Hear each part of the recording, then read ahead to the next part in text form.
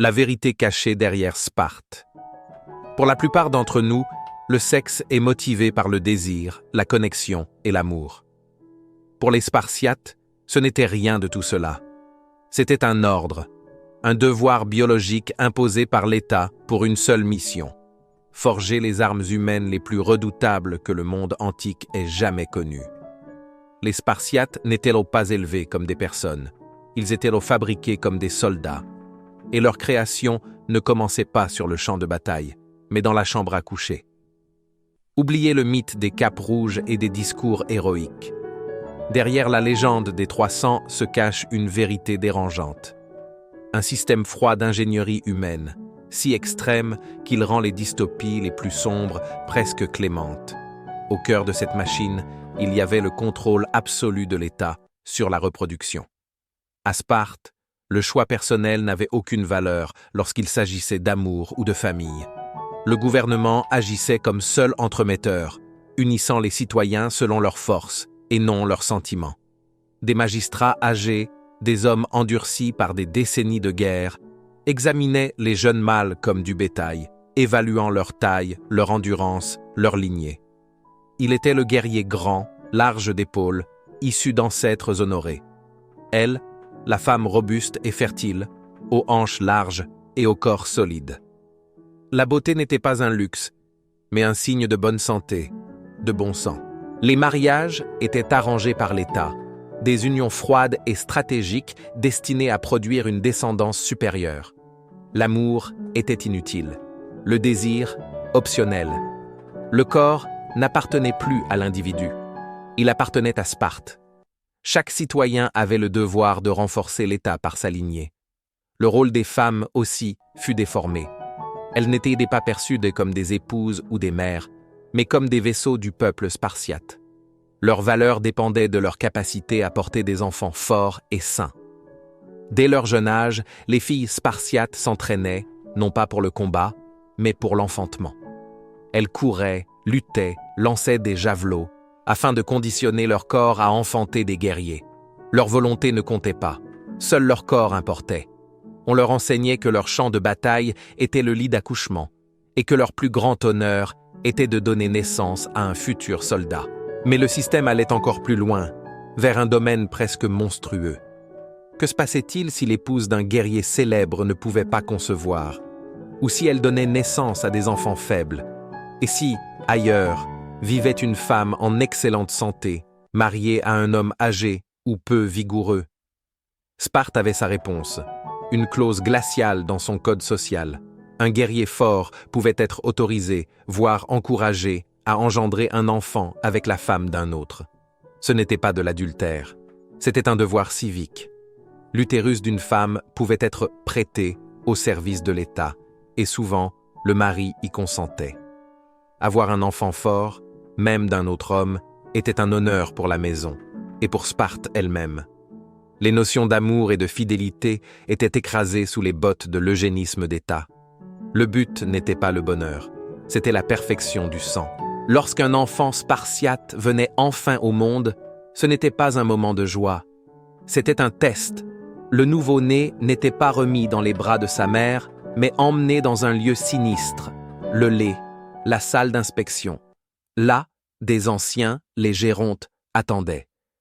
Des hommes qui avaient vu la mort de près, maintes fois. Ils examinaient chaque bébé, sans émotion.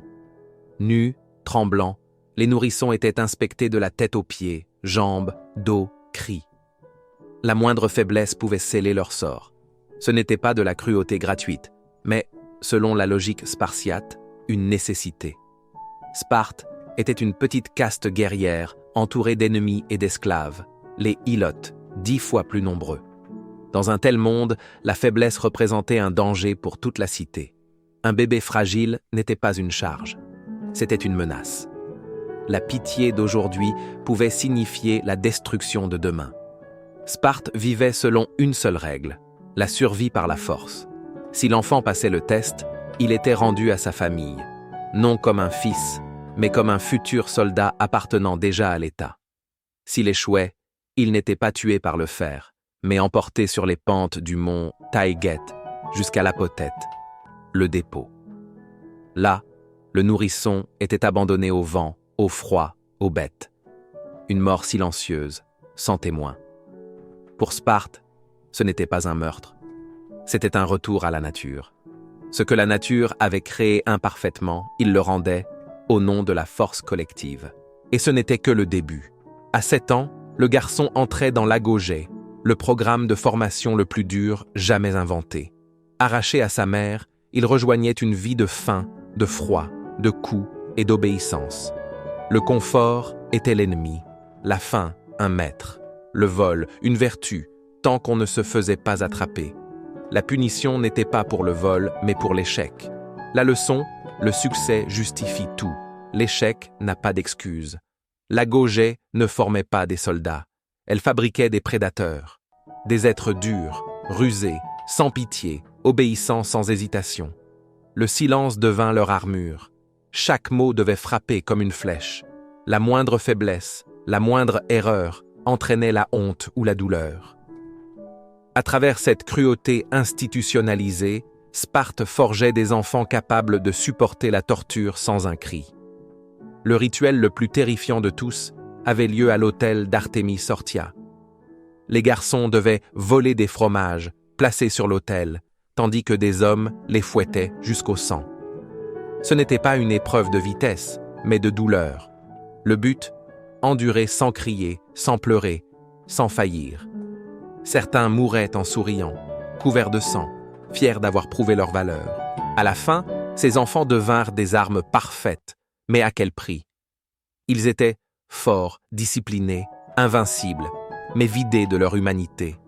La compassion était une faiblesse, l'amour, une distraction, l'obéissance, une religion. Puis venait la Crypteia, la mission la plus sombre, une chasse humaine secrète. Chaque année, des jeunes Spartiates étaient envoyés tuer des ilotes pour prouver qu'ils pouvaient exécuter sans remords. L'État déclarait même la guerre aux ilotes pour légaliser le meurtre. Ainsi, l'assassinat devenait un devoir civique. À 30 ans, le guerrier pouvait enfin quitter les casernes. Mais sa liberté était une illusion. Son nouveau devoir, se reproduire. Les femmes spartiates, elles aussi, étaient façonnées pour cette mission. Éduquées, fortes, patriotiques, elles n'étaient pas des victimes, mais les piliers du système. Elles donnaient naissance à des soldats et jugeaient leur valeur au courage de leurs fils. Même le mariage était un rituel d'ingénierie. Le mari enlevait sa femme de nuit, elle était rasée, vêtue en homme, attendant dans l'obscurité. L'union était brève, sans tendresse. Le but, concevoir, pas aimer. Deux produits du même endoctrinement, unis non par amour, mais par décret. Un homme parfait et une femme parfaite, créant ensemble la prochaine génération de Spartiates. Pendant 3 siècles, la machine fonctionna. Sparte domina la Grèce, redoutée de tous. Mais la perfection portait en elle son propre poison. L'eugénisme rigide réduisit la population. Chaque perte au combat était irréparable. Et l'absence de pensée libre condamna leur armée à la stagnation. Quand la guerre évolua, Sparte resta figée. Sa force devint sa faiblesse. Puis vint la défaite de Leuctre. La phalange spartiate, jadis invincible, fut brisée. Le roi tomba, son armée anéantie. Et avec elle, Sparte. À l'époque romaine, la cité n'était plus qu'une relique, un musée vivant de sa propre cruauté. L'histoire de Sparte n'est pas seulement celle d'une gloire perdue. C'est un avertissement. Un peuple si obsédé par la perfection qu'il a sacrifié tout ce qui faisait de lui des êtres humains. Ils ont créé le guerrier parfait, et ce faisant, ils ont signé leur propre extinction.